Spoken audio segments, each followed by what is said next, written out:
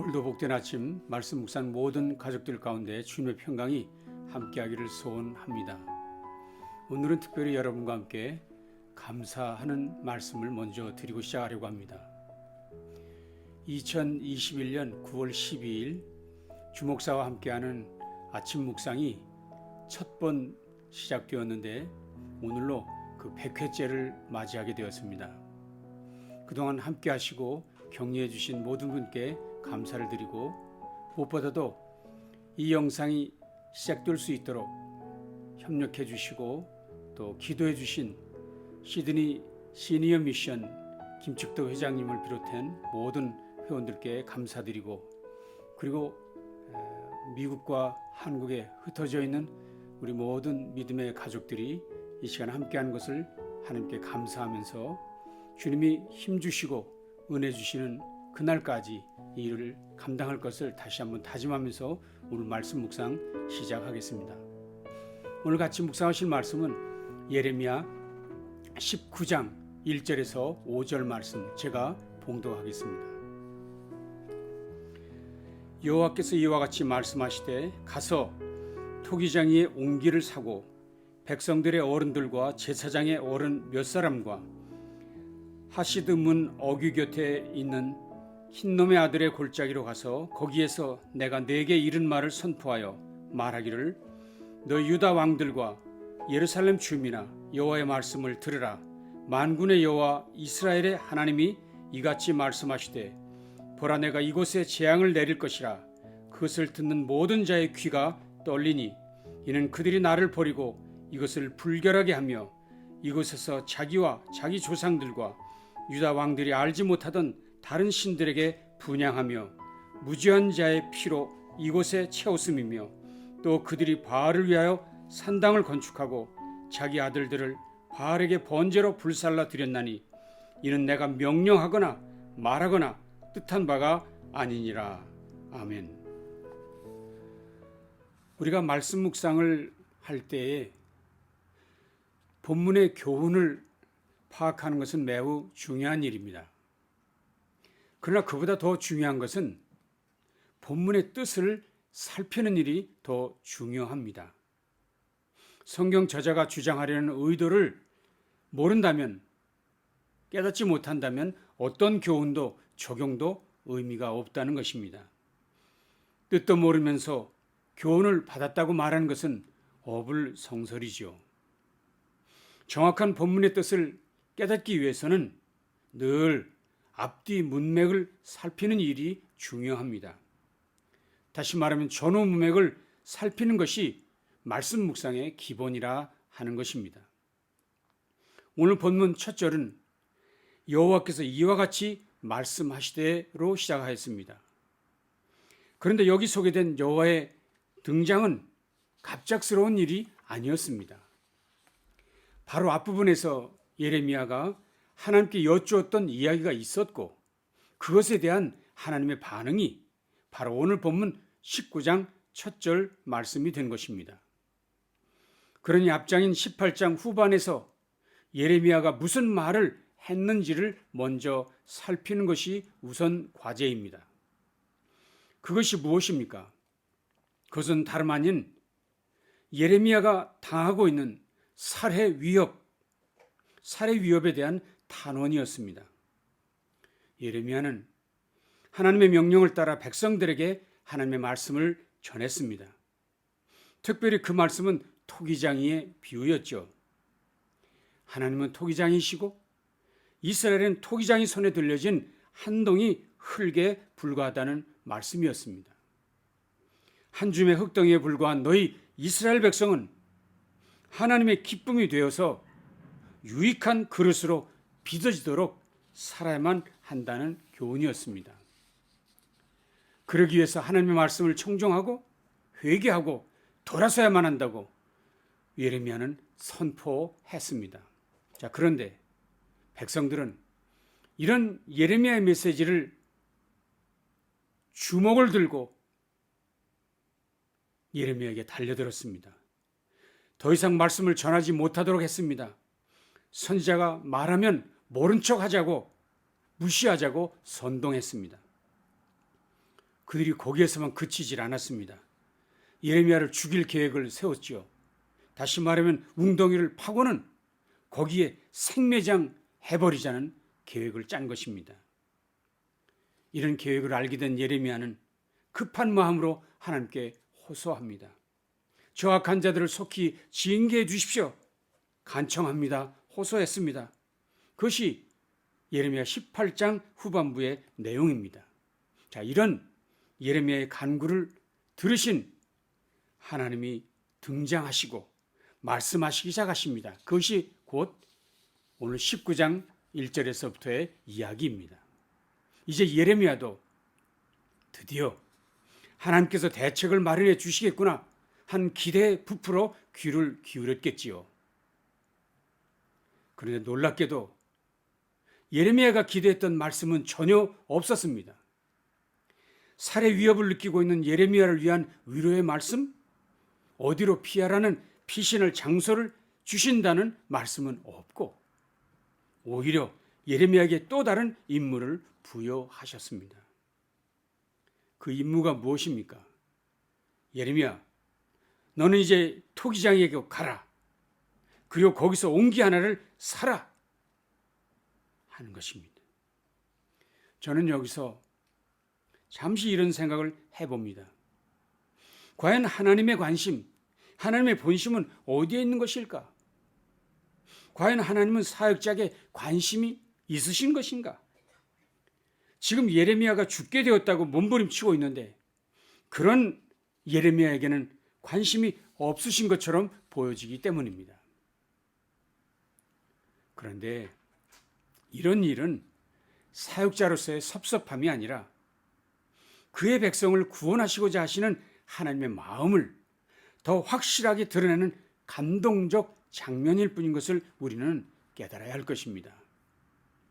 왜냐하면 하나님께서는 사역자를 부르시고 세우시는데 그 목적은 그의 백성의 구원을 위한 것이었기 때문입니다. 그렇습니다. 사역자들이 존재한 의미, 사역자들의 정체성, 그것은 하나님의 뜻을 전하여 백성을 구원하는 데 있습니다. 하나님께서 사역자를 부르신 뜻은 그의 백성의 구원을 위한 도구로 사용되어야 한다 하는 것이라는 것입니다.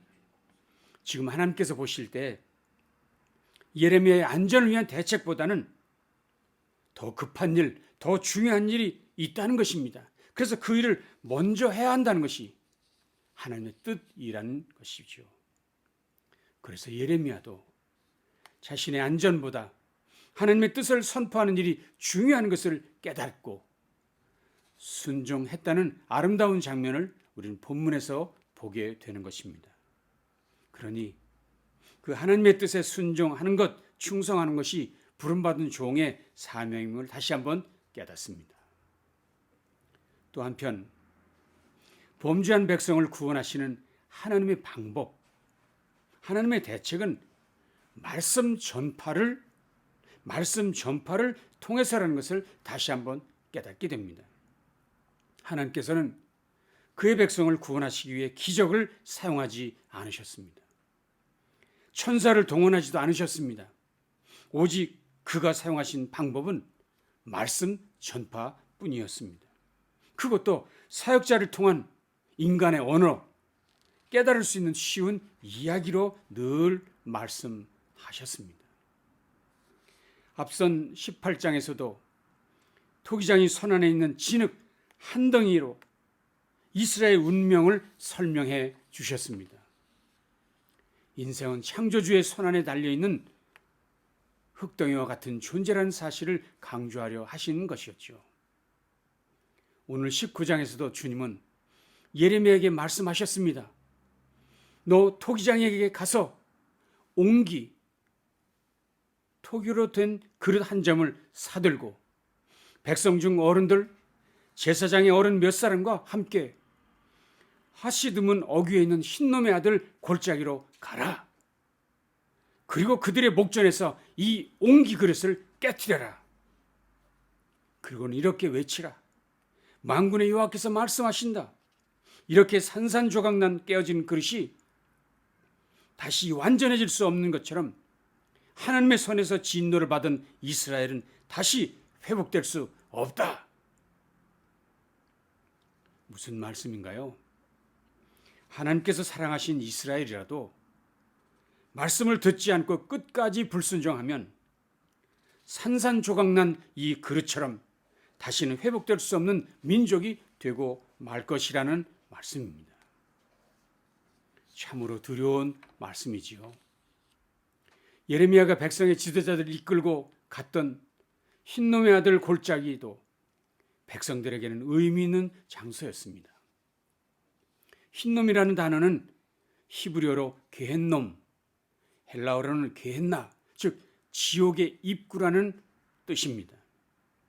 그것이 그런 별명을 갖게 된 것은 그것에서 단순한 우상 숭배만 아니라 그 자신들의 아들들을 번제로 불살라서 바알에게 인신 제사를 드렸던 곳이었기 때문입니다. 이스라엘이 자신들의 행복을 위해 우상에게 제사했던 그곳이 이제는 그들의 모든 꿈은 산산이 부서지고 죽음의 곳, 지옥이 되고 만다는 이야기였습니다. 숭배의 장소가 심판의 장소로 변하고 만다는 것입니다. 여러분, 이보다 더 끔찍한 이스라엘의 미래에 대한 경고가 어디에 있었습니까? 이보다 더 두려운 이야기가 또 어디에 등장하겠습니까? 이스라엘이 이렇게까지 망하게 된 이유가 무엇입니까? 이스라엘에 도대체 무엇이 문제였습니까? 그것은 한 가지, 하나님을 버리고 우상을 섬김 때문이었습니다. 4절과 5절입니다. 이는 그들이 나를 버리고 이곳을 불결하게 하며 이곳에서 자기와 자기 조상들과 유다 왕들이 알지 못하던 다른 신들에게 분향하며 무죄한 죄자의 피로 이곳에 채웠으며 또 그들이 바알을 위해 산당을 건축하고 자기 아들들을 바알에게 번제로 불살라 드렸나니 이는 내가 명령하거나 말하거나 뜻한 바가 아니니라. 하나님을 버리고 달려가던 그들, 조상들도 임금들도 알지 못하던 다른 신들에게 분향했던 그들, 자신들의 자식들을 불세워 바알에게 번제로 바쳤던 그들, 그 어느 것도 하나님께서 명령하시거나 말씀하신 일이 아닌 일을 자행했던 그들, 하라고 했던 명령은 지키지 않고 하지 말라는 일은 서슴없이 달려가서 그 무지한 어린 자식들이라도 우상에게 불태워 죽였던 그들, 자식을 죽여서라도 어른들의 행복을 사야 되겠다고 말했던 그들. 그러나 이제는 그들 모두가 바쳐진 그 시체들이 공중의 새와 땅의 짐승들의 밥이 되어버릴 것이고 죽음도 남기지 못할 것이 되고 말 것이라는 이야기입니다. 참으로 놀랍고도 두려운 말씀을 선포하시는 것입니다. 예레미야의 안타까운 부르짐도 뒤로 미루신 채 이스라엘 향해 이렇게 무서운 경고의 말씀을 쏟아놓고 계신 것입니다. 사랑하는 성도 여러분, 하나님께서 지금도 말씀하십니다. 내가 손으로 직접 빚은 걸작품인 너희 이스라엘, 너희라도 이제는 깨어버릴 것이고 그들로 다시는 회복될 수 없게 하겠노라. 다시 일어설 수 없게 만들겠다. 이것이 나의 결심이다. 그러니 이제라도 돌아서라.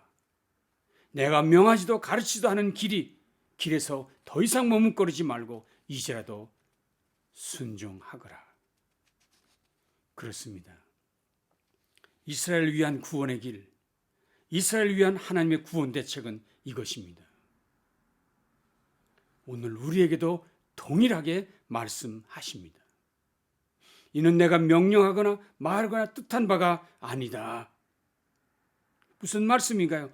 이미 내가 명령했는데, 이미 내가 말해 주었는데, 그곳에 민족이 사는 길, 인생이 회복되는 길이 있다고 가르쳐 주었는데 왜 그 명령, 그 말씀에 귀를 기울이지 않고 엉뚱한 짓을 하느냐는 것입니다. 그것이 죽음인지 생명인지 구분도 못하고 헛된 짓을 하고 있느냐는 무서운 책망의 말씀입니다. 우리는 보통 콩과 보리를 구별하지 못하는 사람들을 쑥맥이라고 부릅니다. 여기서 쑥은 콩이고 맥은 보리를 말하지요. 콩이나 보리는 크기나 모양으로 볼 때 확연히 다른 곡식입니다. 눈으로 직접 보고도 분별하지 못하니 그런 사람을 답답한 사람, 쑥맥이라 칭하는 것입니다. 그렇습니다. 영생의 길, 참 복된 길, 죽음의 길, 지옥의 길이 분명합니다. 그것들을 말씀을 통해 분명히 보여주셨습니다. 그것을 이스라엘 역사를 통해 우리에게 확실히 가르쳐 주셨습니다. 그런데도 그것을 구분하지 못하고 헛된 속임수에 미혹돼서 방황하고 있으니 이것이 영적 숙맥들의 모습이 아닐까요? 그러니 이제는 하나님 말씀에 귀를 기울이십시오. 이제부터 하나님의 말씀을 가볍게 듣지 마십시오. 성경 말씀에 집중하십시오. 그분이 보낸 사역자들의 말씀을 가볍게 여기지 마십시오. 그리고 들었다면 회개해야 합니다. 깨달았다면 돌아서야 합니다. 은혜 받았다면 삶에서 실천해야 합니다. 안일하게 여기지 마십시오. 훗날로 미루지 마십시오. 깨달은 그날, 은혜 받은 그날로 하나님께로 온전히 돌아서야 합니다. 그 길만이 참 생명의 길, 평안의 길입니다. 기회가 다시 오지 않는다는 절박한 마음으로 말씀을 대하십시오. 오늘이 마지막이라는 생각으로 매일매일을 사십시오. 참으로 오늘 이 아침이 그런 말씀을 실천하는 복된 아침, 새 아침이 되시기를 주님의 이름으로 축원합니다. 기도하시겠습니다. 하나님 감사합니다. 오늘도 이 아침이 복된 것은 주신 말씀을 실천하기로 결단하는 아침이기 때문입니다. 은혜 받았사오니 말씀을 들었사오니 이젠 돌아서게 하시고 그 말씀 실천하게 하시고 그 말씀을 이루어내는 우리 모든 성도들 되어지게 해 주시옵소서. 예수님 복되신 이름으로 간절히 축복하며 기도합니다. 아멘. 남은 날도 승리하시기 바랍니다.